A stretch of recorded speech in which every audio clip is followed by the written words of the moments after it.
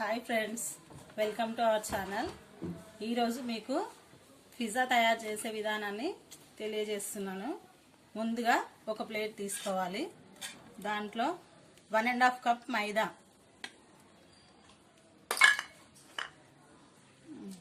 Half cup curd తీసుకోవాలి.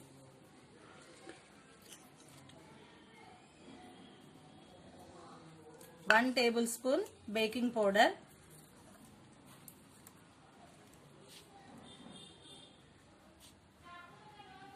1/2 table spoon baking soda. ఇవి వేసుకున్న తర్వాత పిండిని మంచిగా కలుపుకోవాలి.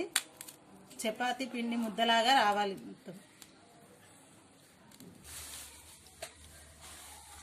పిండిని ఇలా ముద్దలాగా చేసుకోవాలి. ఈ ముద్దని ఇప్పుడు తీసుకొని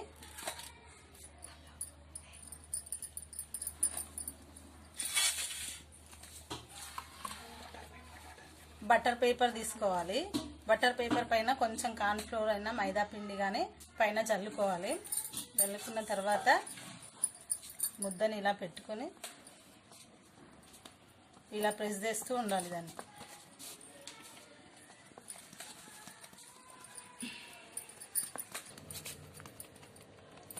చపాతీ ముద్దని ఇలా చపాతీ లాగా పెద్దగా చేసుకోవాలి. చేయితోనే ఒత్తుకుంటూ చివరికి చివర్లు ఉంటాయి కదా, ఈ కొనలు మంచిగా ఒత్తుకోవాలి.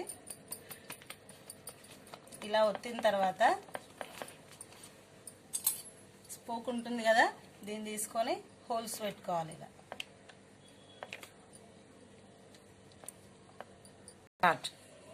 ఇలా చపాతీ మొత్తము హోల్స్ పెట్టుకోవాలి. ఇలా పెట్టడం వల్ల ఏమవుతుందంటే ఈ చపాతీ అనేది మంచిగా కుక్ అవుతుంది.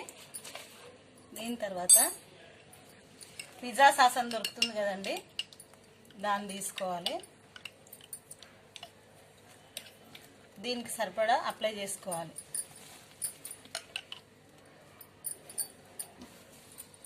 ఇలా పిజ్జా సాస్ ఉంటుంది కదా, దీనిపైన మొత్తం అప్లై చేసుకోవాలి. మీకు ఎంత కావలిస్తే అంతగా అప్లై చేసుకోవాలి. దీని తర్వాత నెక్స్ట్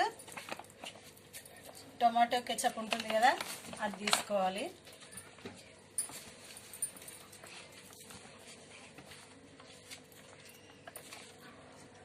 మీకు దీనికి కావలసినంతగా అప్లై చేసుకోవాలి. ఇది కెచప్ 1 టేబుల్ స్పూన్ కానివ్వండి, 2 టేబుల్ స్పూన్ కానివ్వండి, మొత్తం దీనికి అప్లై చేసేయాలి. ఇలా టమాటో సాస్ వేసి మొత్తం అప్లై చేసుకున్నాం కదండి.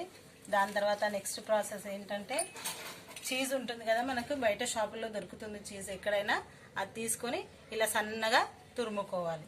ఈ తురుముకున్న చీజ్ని మొత్తం దీనిపైన స్ప్రెడ్ చేసుకోవాలి. ఇలా మొత్తం అప్లై చేసుకోవాలి. ఇలా చీజ్ని దీనిపైన చూసారు కదండి.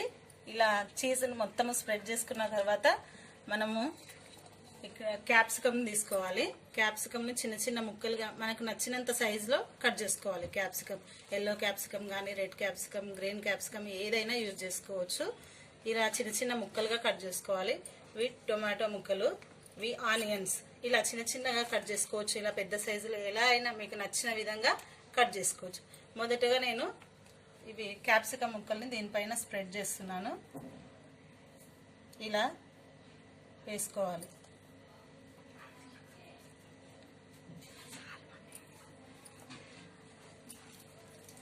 ఇలా క్యాప్సికమ్, నెక్స్ట్ టమాటో ముక్కలు వేసుకోవాలి. ఇక్కడ చూస్తున్నారు కదా, ఇలాగా మొత్తము దీనిపైన పిజ్జా పైన మొత్తము స్ప్రెడ్ చేసుకోవాలి.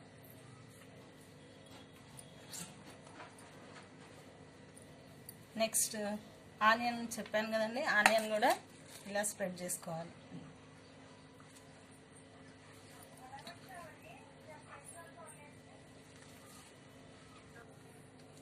చూసారు కదండి, ఇలా అప్లై చేసుకున్న తర్వాత దీన్ని ఓవెన్లో 15 మినిట్స్ బేక్ చేయాలి. చూసారు కదా, ఓవెన్లో 15 మినిట్స్ పెట్టాలి. ఇలా బేక్ చేయాలి.